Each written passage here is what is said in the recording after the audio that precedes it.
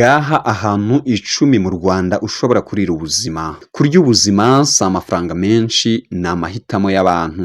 Mu buzima bwihutirwa bwa buri munsi umubiri ukeneye kuruhuka, umutima ugasubira ibuzima n'ubwenge bukaruhuka. Kurya ubuzima si iby'abafite gusa, ni iby'umutima ushaka ibyishimo, amahoro n'ubwisanzure. Muri iyi documentaire tugiye kujya hamwe mu rugendo rwiza rutujyana mu hantu 10 nyaburanga ushobora gusohokera ukaruhuka, ukarya ubuzima mu Rwanda, ahantu umutima wawe uzahumeka, amaso yawe akaryoherwa n'ubuzima bukongera kugira isura nshya.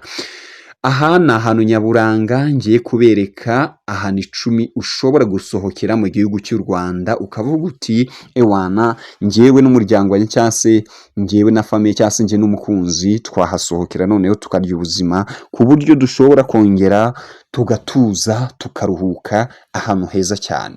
Ku mwanya wa 10 rero nk'ibisanzwe musanzwe mubimenyereye ko duhera ku mwanya wa 10.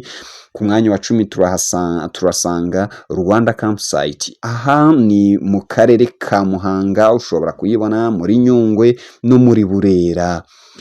Ushobora kujyana n'inshuti cyangwa umuryango ukarara mu ihema hagati y'ishyamba, urusaku rw'inyoni n'umwuka utagira ihungabana.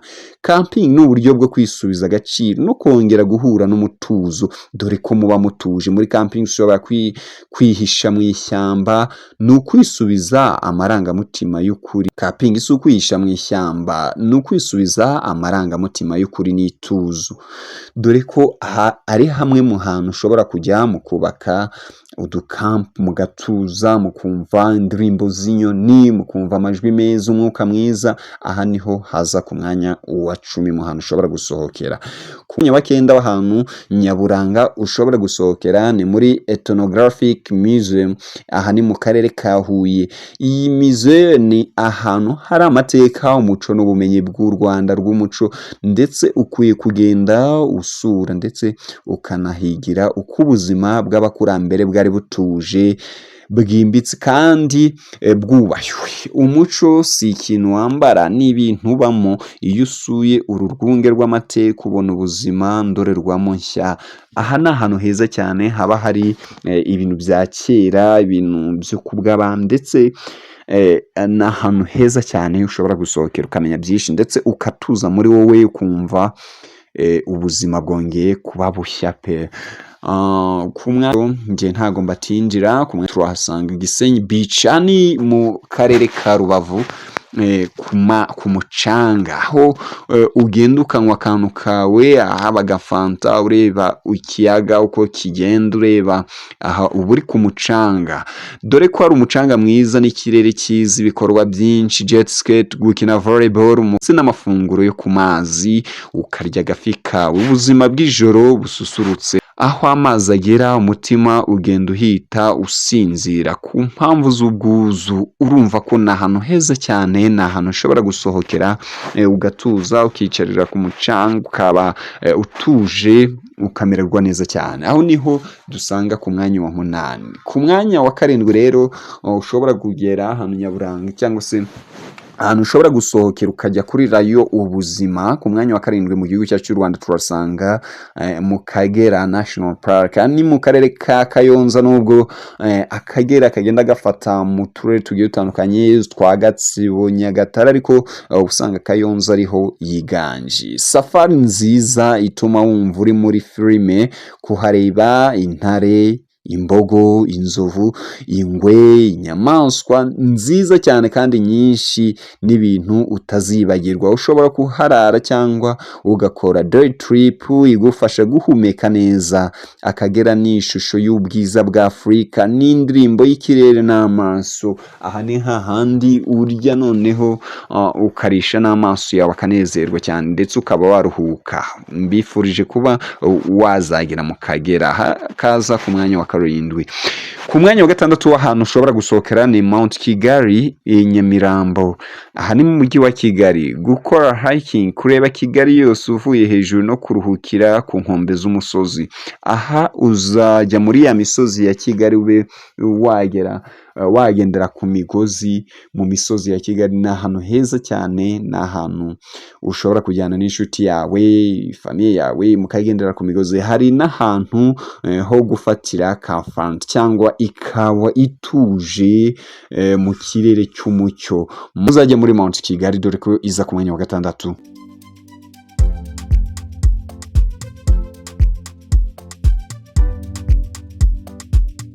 Ku mwanya wa gatanu w'ahantu heza nyaburanga ni ugusura akarwa k'amahoro Lake Muhazi.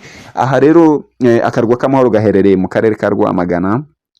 Aka karwa k'amahoro kari hagati mu kiyaga kagera hifashishijwe ubwato kugira ngo uhagere. Ushobora kuhakora picnic, gukina imikino yo ku mazi cyangwa ukaruhukira ahantu hatekanye. Hagati ntago hagera urusaku rw'imodoka. Mu kirwa cy'amahoro rero amagambo gusa umutima ugatuza dore ko ari ahantu heza cyane kwifurije kuba wasohokera. Umwanya wa kane ni Volcano National Park. Ni ukujya hariya Musanze, ni mu karere ka Musanze, ukajya gusura ingagi, ukareba imisozi y'ibirunga cyangwa kurara muri hoteli z'akataraboneka nka Flave Volcano, iyi Five Volcano cyangwa Bisate Lodge. Umwuka wo mu misozi n'icyubahiro cy'urusobe rw'ibinyabuzima biba hariya bigutera ubwuzu budasanzwe. Ubuzima bwuzuye nubwo wumva wibagiranye isi yose uri hagati y'imisozi n'amahoro yayo. Niba ushaka gutuza ndetse ukaruhuka cyane, wajya muri Volcano National Park ukajya kurirayo ubuzima.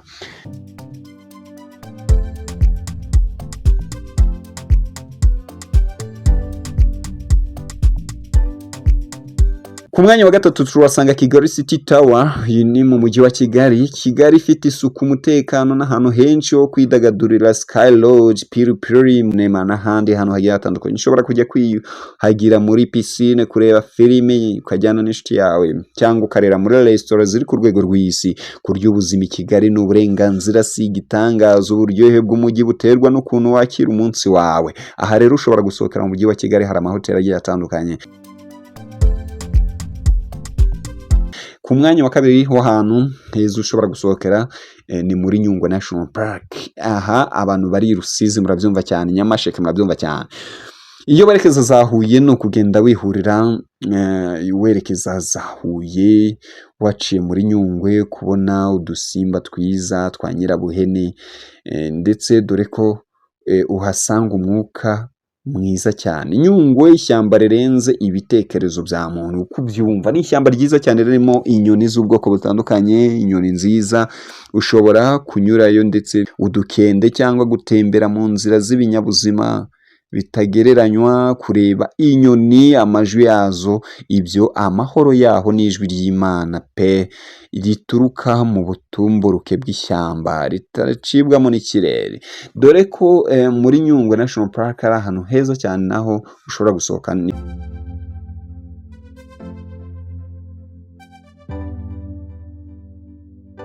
inshuti zawe. Ku mwanya wa mbere nk'ibisanzwe tutari twahagera, nkwibutsa gukora subscribe kuri ino channel, nkwibuka gukora like, nkwibutsa gusharinga ku nshuti zawe, abavandimwe bawe, kugira ngo bajye bamenya ibyiza musanga hano. Ntago mbatindira. Ku mwanya wa mbere turasanga Lake Kivu iherereye za Rubavu na Rutsiro, ntago twayibagirwa dore ko ikorayo Karongi, Rusizi. Ni ikiyaga kinini kandi gitanga amahoro. Ushobora koga, kuryama ku mucanga, gufata ubwato ujya mu birwa byo hagati cyangwa ukanywa ka kafe ku nkengero z'amazi. Ukahasanga amahoteli y'icyubahiro nka Kivu Serena mu Rubavu cyangwa Moria iri Karongi. Ijambo nuko nakubwira nuko iyo uhagaze ku nkengero z'ikiyaga cya Kivu mu ruhererekane ndetse no kumva ubuzima bwose bugarutse aho amagambo ahera, ubwiza bwaho buratangira, ndetse ubwiza bwaho bushobora gutuma nawe ubuzima bwawe busubira ibuntu. aho nakugezaga ku hantu heza ushobora kurira ubuzima bw'igihugu cyacu cy'u Rwanda. Benshi batubajije uti dufite amafaranga tujya tubura aho gusohokera, ariko ese ni hehe wajyayo noneho ubuzima bugasubira ibuntu? Kurya ubuzima si ukwishyura byinshi, ni ugufata igihe ukajya aho umutima wawe ushobora kumbura. U Rwanda rufite ubwiza bwinshi mu misozi, mu mazi, mu myuka, mu muco no mu bantu. Umuntu ubayeho neza si ukwishyura amafaranga menshi, ni uwakoze amahitamo meza yo kuruhuka, gusohoka no kwiyumva neza. Mwakoze cyane kubana natwe, ndabashimiye, njye ndakagaruka.